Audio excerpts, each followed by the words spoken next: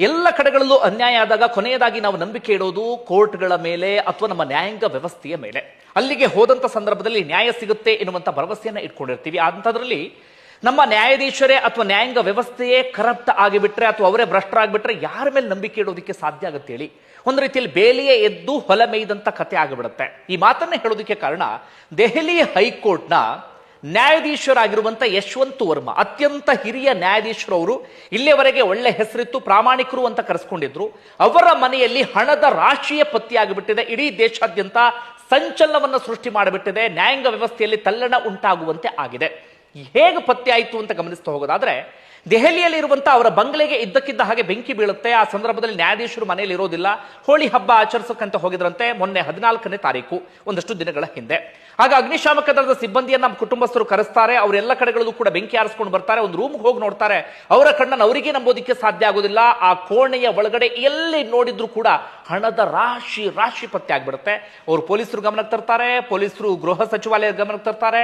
ಗೃಹ ಸಚಿವಾಲಯ chief justice of India Sanjeev Khanna ಅವರ ಗಮನಕ್ಕೆ ತರ್ತಾರೆ.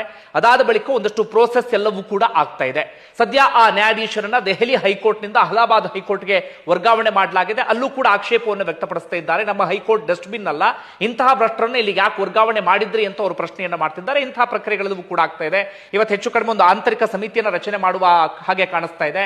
ಅದಾದ ಬಳಿಕ ಸ್ವಯಂ ಪ್ರೇರಣೆಯಿಂದ ರಾಜೀನಾಮೆಗೆ ಸೂಚನೆ ಕೊಡುವ ಸಾಧ್ಯತೆ ಇದೆ. ರಾಜೀನಾಮೆ ಕೊಟ್ಟಿಲ್ಲ ಅಂದ್ರೆ ಮುಂದಿನ ಕ್ರಮವನ್ನು ತೆಗೆದುಕೊಳ್ಳಲಾಗುತ್ತೆ. ಜೊತೆಗೆ ಕಾನೂನು ಪ್ರಕ್ರಿಯೆಗೂ ಕೂಡ ಅವರನ್ನ ಒಳಪಡಿಸುವಂತ ಎಲ್ಲ ಸಾಧ್ಯತೆಗಳು ಕೂಡ ಇದೆ. ಆದ್ರೆ ಇಲ್ಲಿರುವಂತಹ ಪ್ರಶ್ನೆ ಅಂದ್ರೆ, ನ್ಯಾಯಾಧೀಶರು ಹೀಗಾಗಿಬಿಟ್ರೆ ನಾವಿನ್ ಯಾರನ್ನು ನಂಬೋದು ಅಂತ ಹೇಳಿ.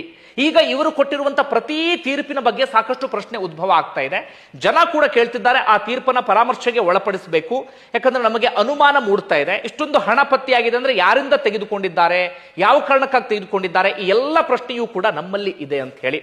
ಇದರ ಆಚೆಗೆ ಒಂದು ವಿಚಾರವನ್ನು ಇಲ್ಲಿ ಹೇಳಬೇಕು ಅಂತ ಅನಿಸ್ತಾ ಇದೆ. ಅದೇನಪ್ಪ ಅಂದ್ರೆ, ನಾವು ತುಂಬಾ ಸಂದರ್ಭದಲ್ಲಿ ಅನ್ಕೊಳ್ತಾ ಇರ್ತೀವಿ, ಬೆಕ್ಕು ಕಣ್ಮುಚ್ಕೊಂಡು ಹಾಲು ಕುಡಿದ್ರೆ ಯಾರಿಗೂ ಗೊತ್ತಾಗೋದಿಲ್ಲ ಅಂತ ಹೇಳಿ.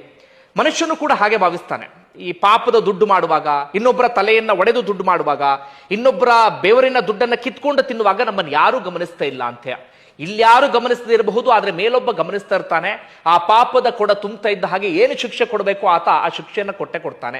ಹೀಗಾಗಿ ಹೇಳೋದು, ಪಾಪದ ದುಡ್ಡು, ಇನ್ನೊಬ್ಬರ ತಲೆ ಒಡೆದು ನಾವು ದುಡ್ಡನ್ನು ಸಂಪಾದನೆ ಮಾಡ್ತೀವಲ್ಲ, ಯಾವತ್ತಿಗೂ ಕೂಡ ಅದು ಶಾಶ್ವತ ಅಲ್ಲ ಅಂತ. ಯಾಕಂದ್ರೆ ಈ ಜಡ್ಜ್ ಅಪ್ಪಿತಪ್ಪಿಯೂ ನಿರೀಕ್ಷೆನ ಮಾಡಿರ್ಲಿಲ್ಲ.